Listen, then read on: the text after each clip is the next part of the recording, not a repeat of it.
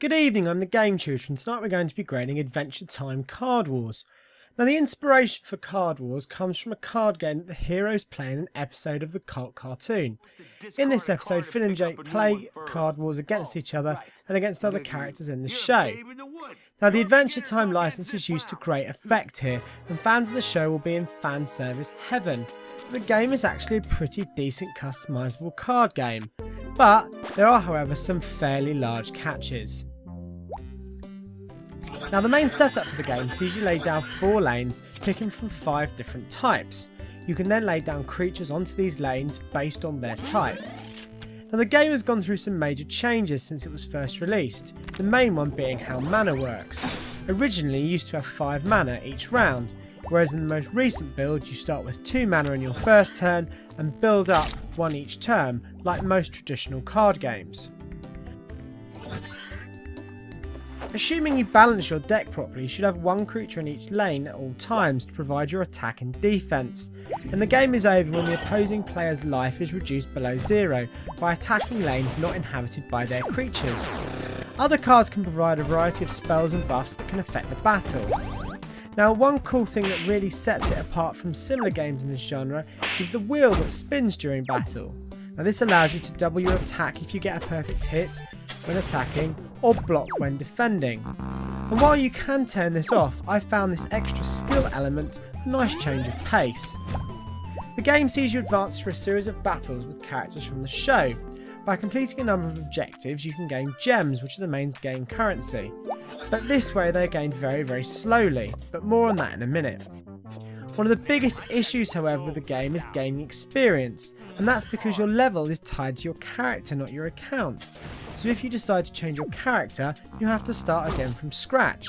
The other problem with this being is that you're not allowed to have mirror matches, so therefore if you happen to come across your character, you have to start again. The main reason for this review coming now is the game's most recent PvP edition that sees you complete in a 200-man league to win stuff. While not strictly proper PvP as you play ghost decks of other players, it does make the game more exciting, but I do wish you could gain experience this way. Depending on where you are placed depends on what you win. But the main issue though is this is largely based on how long and how many times you're willing to play, rather than any actual skill. Where the game sadly falls apart though is the very aggressive microtransaction system. Now, I've got absolutely no issue with these in general, and in games such as Hearthstone this works well, but in Card Wars it's very intrusive.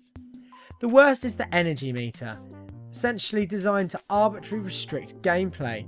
Once you run out of hearts, you cannot play the game again until your hearts have refilled, and this means either waiting, at which you retrieve hearts at the rate of half an hour for 1 heart, or spending a gem, which costs the equivalent of $1.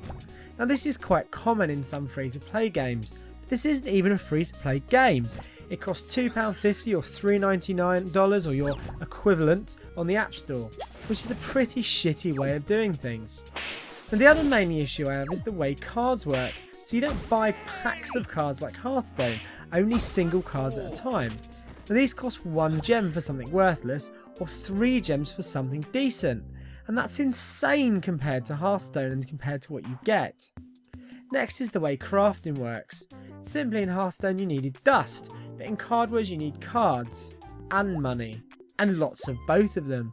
In fact, I've reached over the 100th stage in adventure mode and played a lot of PvP, and I'm not even close in terms of both cards and gold to actually craft something half decent.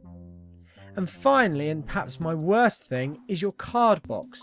Essentially, you're limited to how many cards you can have just in your collection, not even in a deck, and it costs you money to gain an extra 5 card slots. And guess how much? You're right, another $1. So basically, you have to keep disenchanting cards or selling cards in order to get more cards. And how are you meant to save up cards to craft cards when you haven't got any space to collect them? Basically though, to sum up, I really like Card Wars. It's a really good game. It plays well. It's a good card game and it's an excellent use of the Adventure Time license. But the very invasive in-app purchases ultimately sour the overall experience. Card Wars is like base.